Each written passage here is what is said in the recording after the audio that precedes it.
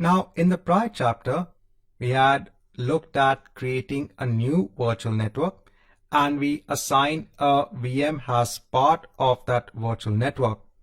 Now, in this chapter, I'm going to install Internet Information Services on this VM. We have already seen this before. And then I'll create a new virtual machine as part of the subnet. And I just want to show you that by default, these VMs can communicate with themselves with the help of the private IP address. So from this machine, I should be able to browse for the home page of Internet Information Services. So firstly, I'll go on to my staging VM machine. Here I'll hit on connect and choose RDP. I'll download the RDP file and let me connect onto the machine.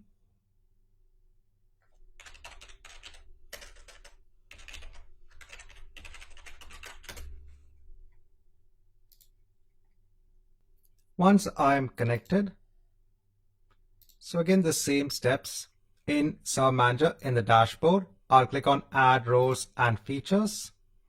Here I'll go on to Next. Go on to Next. Here I'll choose Web Server. I'll click on Add Features. I'll go on to Next. I'll go on to Next. And finally, let me hit on Install. Now while this is being installed, let's provision our new VM as part of the same network. So I'll go on to Machines and here let me create a new virtual machine. Let me just hide this. I'll choose my resource group.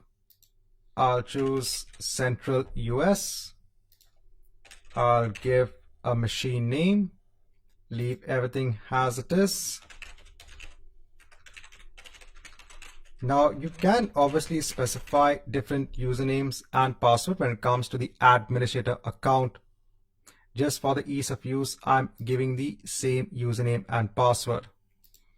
I'll go on to next for networking. I'll ensure that it's part of my staging network in the same subnet with a public IP address. I'll go on to next for management. I'll go on to advanced. I'll go on tags. I'll go on to review and create. And let me go ahead and hit on create. So let's come back once we have Internet Information Services installed on our staging VM and we have our new VM in place. Now once the machine is deployed, I'll go on to the resource. So this machine has its own public IP address, and if I scroll down, it will also have its own private IP address here. If I now go on to the virtual network link, that's our staging network. Here you can see that we now have two connected devices because we have two VMs that are part of the same network. Now here I can see that I have Internet Information Services installed on this machine. Now if I just open up Internet Explorer on the same machine,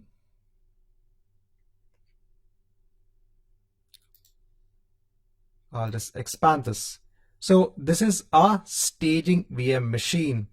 And what is the private IP address of our staging VM machine? So if I go on to machines, if I go on to staging VM, if I scroll down, this is the private IP address. I'll copy this and let me just place it here. So I can see Internet Information Services. Now let's go on to machines. Let me go on to test VM. Let me hit on connect and choose RDP.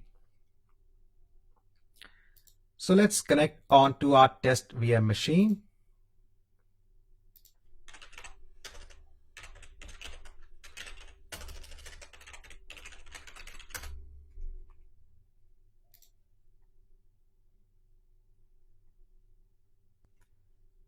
Now, remember that our test VM machine, the private IP address is 10.1.0.5, and for staging VM, it's 10.1.0.4. I'll open up Internet Explorer on this machine.